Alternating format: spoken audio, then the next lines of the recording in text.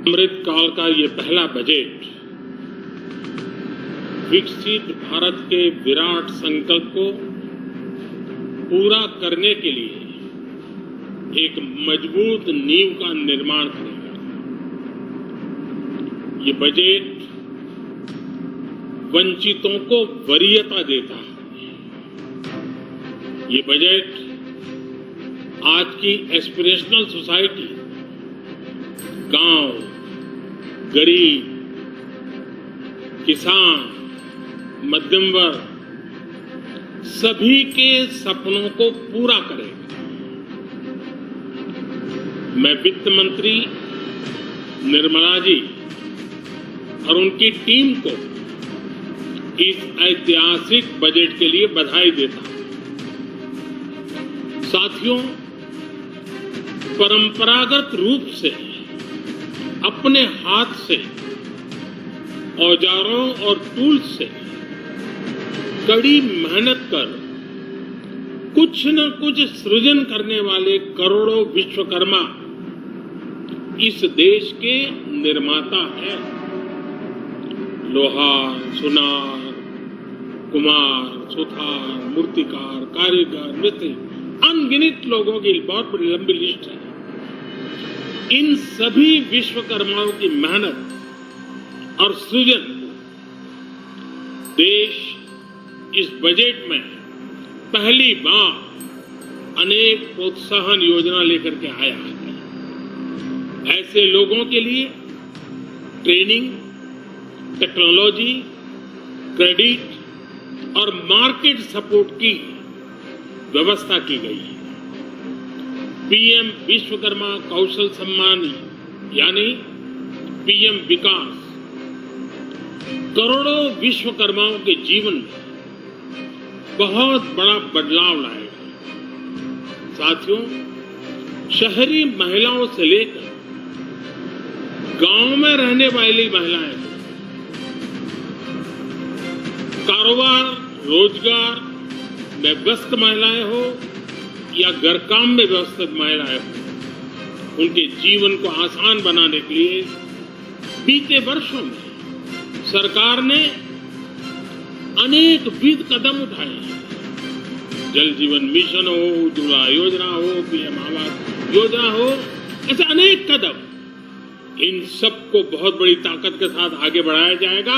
उसके साथ साथ महिला सेल्फ हेल्प ग्रुप एक बहुत बड़ा सामर्थ्यवान क्षेत्र आज भारत में बहुत बड़ी जगह अपने आप एक्वायर कर चुका है। उनको अगर थोड़ा सा बल मिल जाए तो मिरेकल कर सकते हैं। और इसलिए विमेन सेल्फ हेल्प ग्रुप उनके सर्वांगीण के विकास के लिए नई पहल इस बजट में एक नया आयाम जोड़ेगी। महिलाओं के लिए एक विशेष बचत योजना भी शुरू की जा रही है और जनधन अकाउंट के बाद ये विशेष बचत योजना सामान्य परिवार की गृहिणी माताओं बहनों को बहुत बड़ी ताकत देने वाली है। ये बजट सहकारिता को ग्रामीण अर्थव्यवस्था के विकास की धुरी बनाएगा। सरकार ने कोऑपरेटिव सेक्टर में दुनिया की सबसे बड़ी अन्न भंडारण योजना बनाई है, स्टोरेज कैपेसिटी।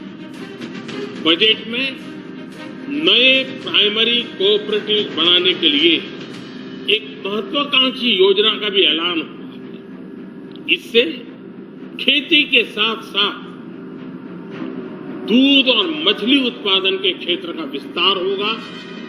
किसानों, पशुपालकों और मछुआरों को अपने उत्पाद की बेहतर कीमत मिलेगी। साथियों, अब हमें डिजिटल पेमेंट्स की सफलता को एग्रीकल्चर सेक्टर में दोहराना है। इसलिए इस बजट में हम डिजिटल एग्रीकल्चर इंफ्रास्ट्रक्चर की एक बहुत बड़ी योजना लेकर आए हैं। आज दुनिया इंटरनेशनल मिलेट ईयर मना रही है। भारत में मिलेट्स के अनेक प्रकार, अनेक नाम हैं।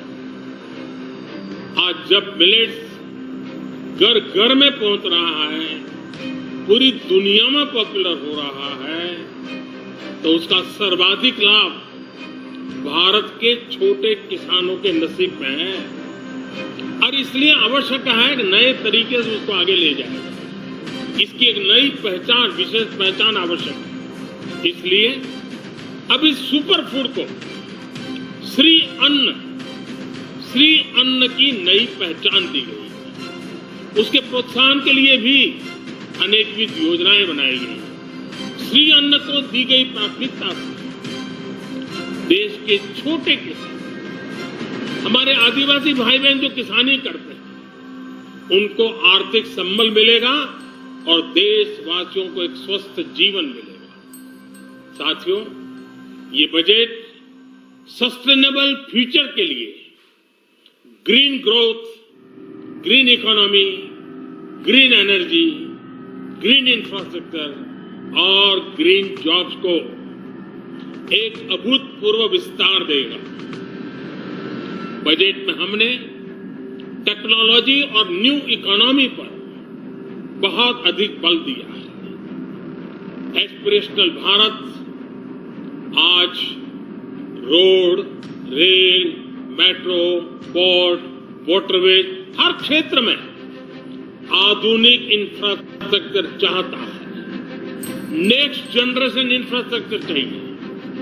2014 की तुलना में इंफ्रास्ट्रक्चर में निवेश पर 400% से ज्यादा की वृद्धि की गई है। इस बार इंफ्रास्ट्रक्चर पर 10 लाख करोड़ रुपए का अभूतपूर्व इन्वेस्टमेंट भारत के विकास को नई ऊर्जा और तेज गति देगा। ये निवेश युवाओं के लिए रोजगार के नए अवसर पैदा करेगा। एक बहुत बड़ी आबादी को आय के नए अवसर उपलब्ध कराएगा। इस बजट में ईज ऑफ डूइंग बिजनेस के साथ साथ हमारे उद्योगों के लिए क्रेडिट सपोर्ट और रिफॉर्म्स के अभियान को आगे बढ़ाया गया।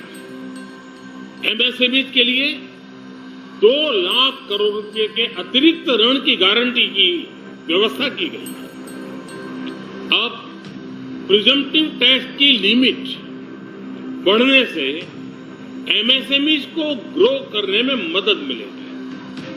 बड़ी कंपनियों द्वारा एमएसएमई को समय पर पेमेंट मिले, इसके लिए नई व्यवस्था बनाई गई है। साथियों, बहुत तेजी से बदलते भारत में मध्यम वर्ग, विकास हो या व्यवस्था हो, साहस हो या संकल्प लेने का सामर्थ्य हो, जीवन के हर क्षेत्र में आज भारत का मध्यम वर्ग एक प्रमुख धारा बना हुआ है। समृद्ध और विकसित भारत के सपनों को पूरा करने के लिए मध्यम वर्ग एक बहुत बड़ी ताकत है। जैसे भारत की युवा शक्ति ये भारत का विशेष सामर्थ्य है, वैसे ही बढ़ता हुआ भारत का मध्यम वर्ग भी एक बहुत बड़ी शक्ति है। मध्यम वर्ग को सशक्त बनाने के लिए हमारी सरकार ने बीते वर्षों में अनेकों निर्णय लिए और ईज ऑफ लिविंग को सुनिश्चित किया है। हमने टैक्स रेट को कम किया है, साथ ही प्रोसेस को सिंप्लीफाई, ट्रांसपेरेंट और फास्ट किया है। हमेशा मध्यम वर्ग के साथ खड़ी रहने वाली हमारी सरकार ने मध्यम वर्ग को टैक्स में बड़ी राहत दी है। इस सर्वस्पर्शी और विकसित भारत के निर्माण को गति देने वाले बजट के लिए मैं फिर एक बार निर्मला जी और उनकी पूरी टीम को बहुत बहुत बधाई देता हूं और देशवासियों को भी बहुत बधाई के साथ साथ मैं आह्वान करता हूं, आइए अब नया बजट आपके सामने है, नए संकल्पों को लेकर के चल पड़े। 2047 में समृद्ध भारत, समर्थ भारत, हर प्रकार से संपन्न भारत हम बना के रहेंगे। आइए इस यात्रा को हम आगे बढ़ाएं।